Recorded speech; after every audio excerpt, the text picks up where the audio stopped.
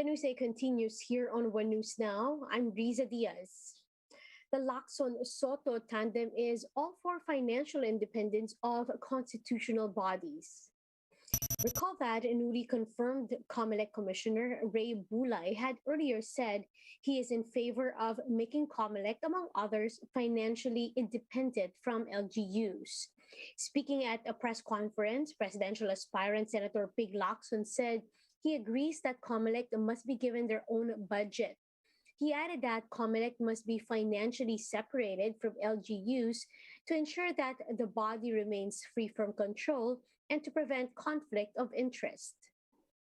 Na dapat talaga bigyan sila ng karampatang budget para talaga sa Comelec para hindi sila umaasa sa ayuda ng mga local government units. Meanwhile, the presidential hopeful is also calling on all senatoriables to be watchdogs of the national budget, saying that they must ensure the proper use of taxpayers' money, especially during the pandemic. The Manila Mayor Isko hopes that NCR will be placed under Alert Level 1 next week. Moreno said easing restrictions in Metro Manila will make Christmas happier this year. Moreno adds that the public's cooperation in following health protocols and getting vaccinated has resulted to the drop in COVID-19 cases. I hope with that, sana nga next week level 1. Pero huwag tayo masyado ma-excite. Tama na yung ganito, yung petiks-petiks ang sitwasyon, yung panatag lang. And vigilant. Moreno also vows support for local scientists if he wins as president in the upcoming elections. He also said that he will be open in supporting other COVID-19 treatments. We are open as long as the scientists of this world, and that includes our country, certified it safe and effective. He will have the support of the national government.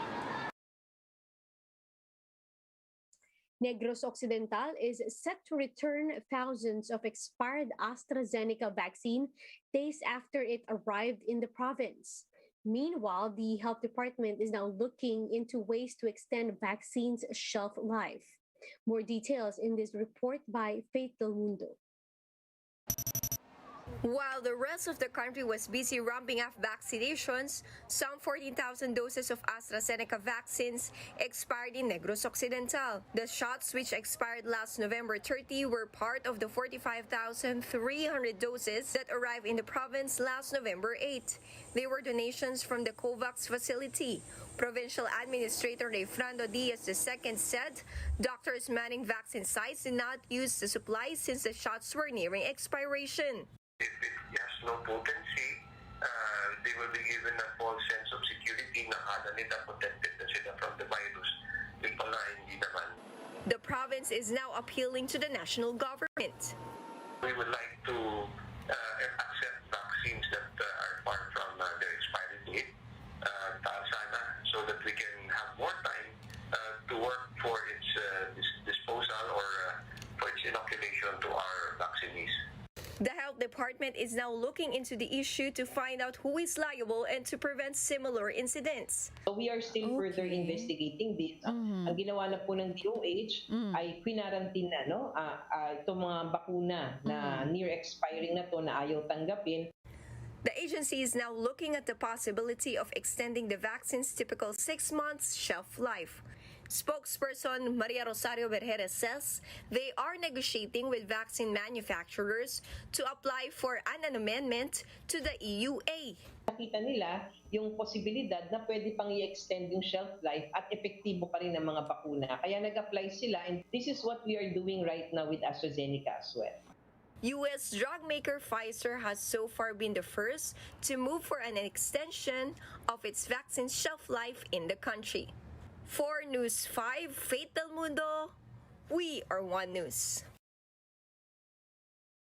Malacanang urges LGUs to come up with a system for walk-in vaccinations for the second round of the national vaccination drive. Acting presidential spokesperson Carlo Nograles said there is still room for improvement for the vaccination campaign, especially in accommodating walk-ins. Nograles adds that even though vaccination sites are already operating for 12 hours, those who queued for the jabs should still be served. Now, he also lauded the LGUs conducting house-to-house vaccinations for the elderly and those with health risks. We'll be back with more stories after the break. Keep it here on One News.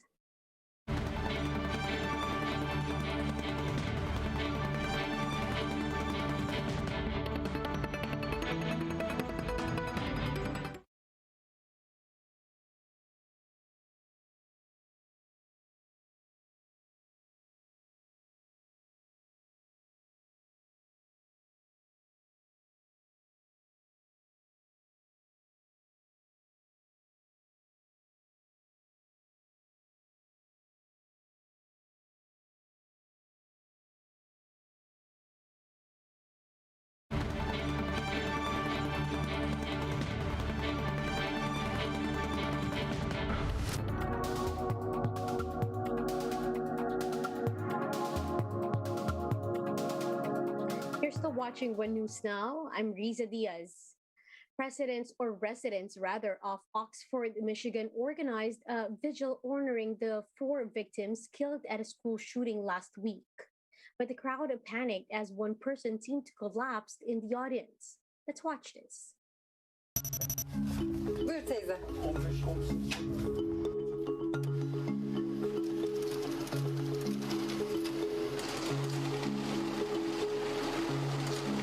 Ev aldık. Şimdi dolar da yükseliyor diye işte ailemden azıcık para kalıyor. Onu da dolar yaptırıyorum. Borcumu başkasına vereceğim. Dolar olarak aldım. Şöyle buyurun.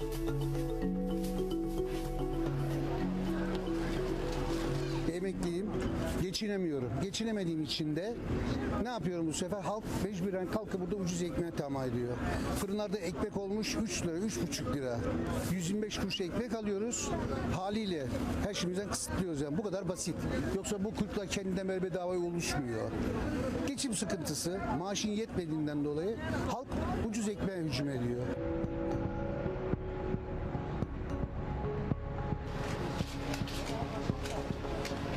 Sürekli bir satış halindeyiz. Yani insanlar toplu paralarını getirip sürekli dolar almak istiyorlar.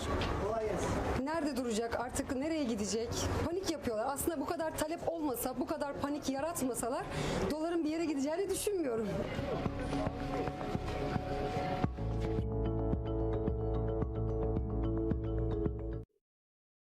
Rachel Abloh, the fashion industry's highest profile Black designer, has succumbed to a rare cancer last month.